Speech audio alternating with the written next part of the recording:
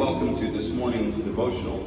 This morning we are going to look at Psalm 43. And Psalm 43 is only 5 verses long, but there's a lot going on here that I want us to look at this morning. And one of the particular things is that David is once again in a dark place. And I want to kind of start off by looking at the first couple verses of this and make some notes real quick.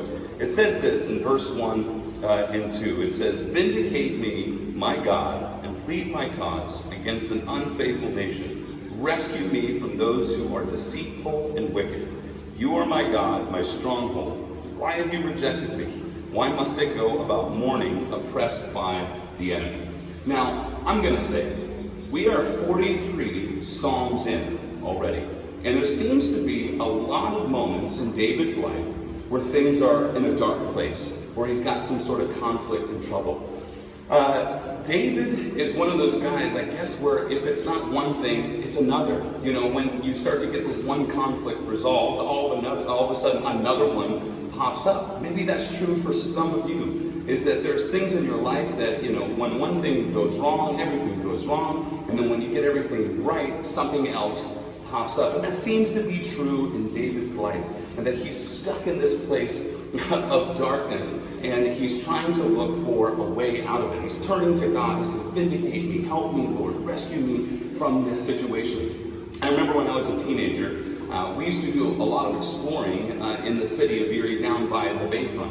And we would go down to kind of where the sewer tunnels were, like this in Erie, PA. And I remember one time, me and my buddies, we took a flashlight and we went into the sewers, which is totally a safe place to think, good place to go. Is we went into the sewers and we went pretty deep in. And I remember we kind of jumped up in this kind of smaller hole that was definitely a lot smaller than this one. And we started crawling on our hands and knees, just kind of going in a direction in the darkness that we didn't know where we were going. And the thing that stopped us in our tracks was the moment the flashlight ran out of battery on us. And all we knew in that moment was to turn around and head back to where we were going. And the thing that gave us the greatest comfort was when we jumped down and we began to see the light at the under end of this dark tunnel.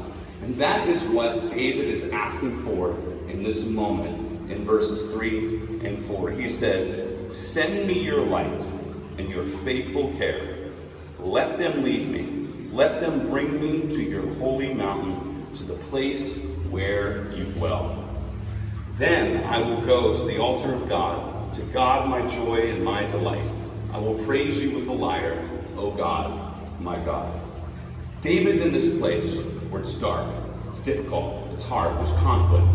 But what he's doing is he is keeping his eyes not on the darkness that he's currently in, but the light on the other end of that dark place. See, right now I'm in this dark tunnel, but what you can do is you can see the light at the other end of this. And that light at the other end is God and the hope that he brings. And so for some of you this morning, I'm sure darkness has fallen upon your life in some way or another. Maybe it's conflict with a family member. Maybe it's some issues going on with work. Maybe some of you have your own health issues at this point. But what David is inviting us to do is to look to the light. Look to God, to keep our eyes fixed on him, our hope in the midst of this particular situation. And so that's what I want to invite you to do this morning, is take a moment after this devotional to look at the light in the midst of the dark place. Because sometimes the darkness surrounds and it's pretty daunting. But if we can look off in the distance and see the light ahead, that's the direction that we can keep going. And that's the strength that we can draw from to be able to take one step forward towards the light that God gives us to get out of those dark places. And the other thing about that is that God is the light still in the midst of our darkness. So I hope that this psalm has encouraged you this morning, and I hope that God is giving you strength even right now as you face the darkness in your life with the hope of the light at the other end of the tunnel. Thank you for being with me this morning.